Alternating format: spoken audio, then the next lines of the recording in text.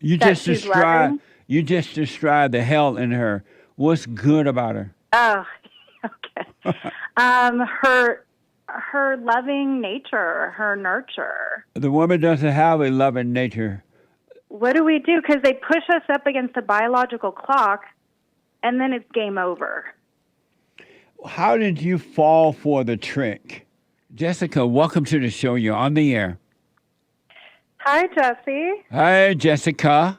I was introduced to you from the Roseanne Barr podcast, and I loved just listening to you and everything that you had to say. That was an amazing discussion with Roseanne Barr. And for those who haven't seen it, check out Roseanne Barr podcast. It's available on YouTube and Rumble.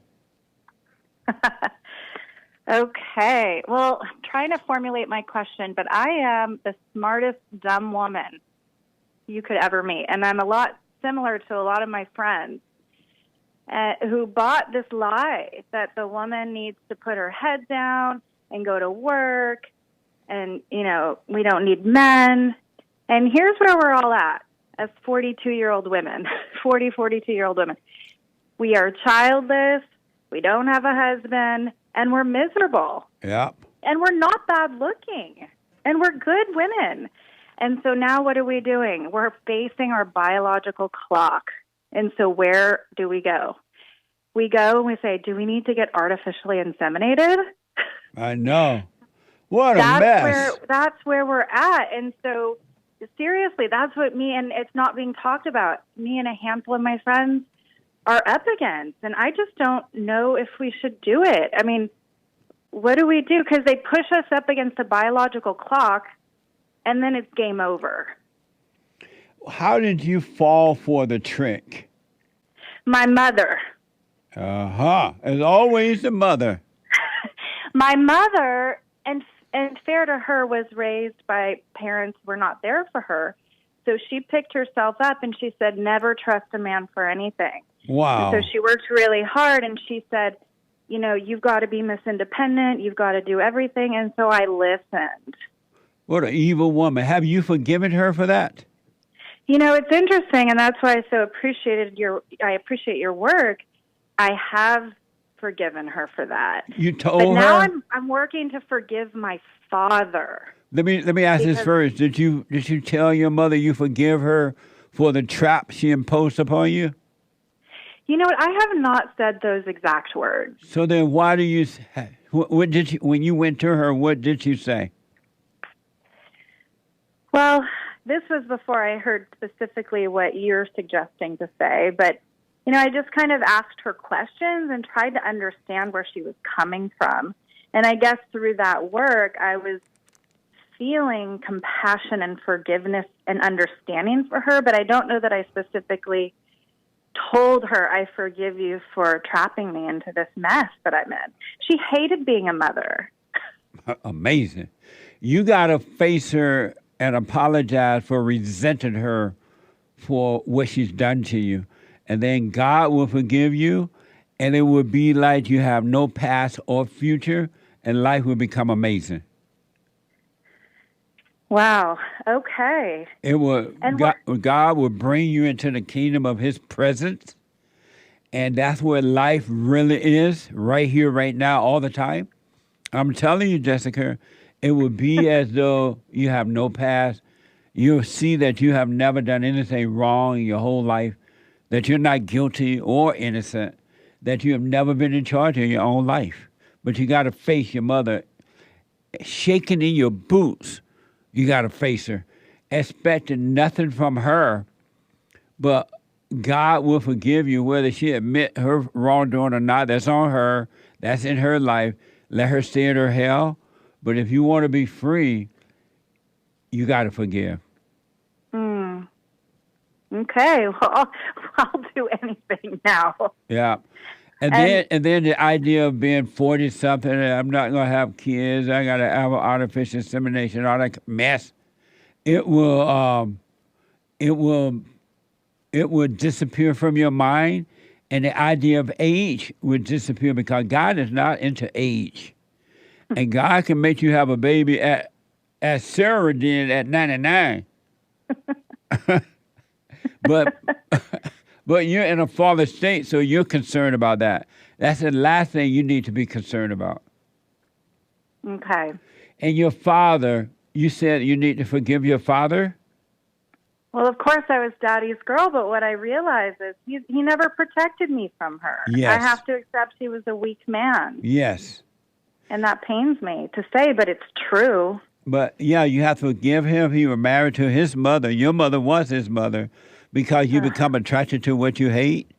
And he was married to his mother, so he loved you. He just couldn't protect you from your mother because he was afraid of her. So you got to forgive your father as well. If you don't forgive your father, you're never going to know God. Yeah. What a mess! What a mess is right.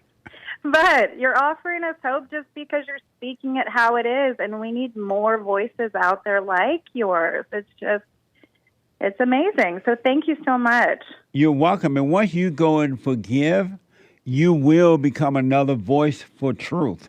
And not your truth or my truth, but God's truth. It will work through you. You will see it. And it's nothing like what you can imagine that it is, because all thoughts are all lies all the time. And the thoughts, the imagination can never imagine. It can never know God. It just know about God, but it doesn't know God at all. Amen. And do the silent prayer, rebuildingtheman.com/prayer. And I'm telling you, Jessica, you will finally have a life. Well, that's exciting. I'd like one. I really would. Yeah. Like I said, we're mostly good women. We're mostly we're like, how did we miss this? You know. Well, what's good when you say we're mostly good women? What's good about the woman? You know, it's really, at the end of the day, it's our hearts. It's the light we bring. We get into this logical mind and try to control it, and we become like men, and we feel this contraction in our bodies and this anger come up to our brain, and we know that's not where it is. But when we get together and we're just basking in that feminine energy, that's when our light shines. So what's that's good? What I'm talking about. What's good about the woman? You just described the hell in her. What's good about her? Oh, okay. Her loving nature, her nurture. The woman doesn't have a loving nature. Ah. That's why everything's screwed up. That's true. Maybe is it her nurture, her desire to nurture? If it was done with love, but her desire to nurture is done with anger, and her nurture is controlling. And she called hate love. I see, because there's expectation and resentment there. Yes. Absolutely. And when the kid grow up, if that child don't nurture her back, that child in trouble. Ooh. I nurtured you. I had you. I nurtured you. Now you're not going to wish at me? What the? Well, what do you think is good about the woman? I'd love to hear your perspective. 0. Okay. Well, that's liberating. Good, I don't have to worry about it. 0. But what's going to happen if you work on yourself and you overcome the spirit of your mother, which is evil, and forgive your father, then God would take away that old nature, which is of the devil, and he will replace it with his nature, which is good. And then the good nature of God will work through you, and that's what will be good. It won't be you, but you would have switched nature from hate to love, and that nature will work through you. And everything you do will be about love. And love is not a feeling. It is God's love is a dispassionate love, and Satan's love is a passionate feeling, and they call hate love. What a mess. That's a mess.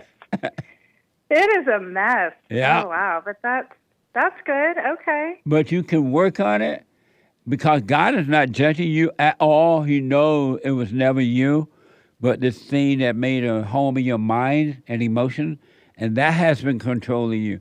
The real you, Jessica, has never done anything wrong in your whole life. Wow. Not, Wow. you're not guilty or innocent. You're neither a saint nor a sinner. You're neither any of those things that you think that you are. You're not good nor bad. You're not up nor down. You just have identified with the wrong identities in your mind and emotion, and you didn't know it.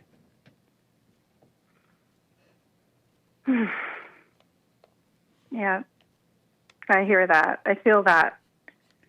And now that you want it, the fact that you see where I'm coming from a little bit is God is with you. He allowing you to see it because you can't see it on your own. You have to want to see it, and He will allow you to see it. And seeing it will make you free from the prison of your imagination. He will set you free from that.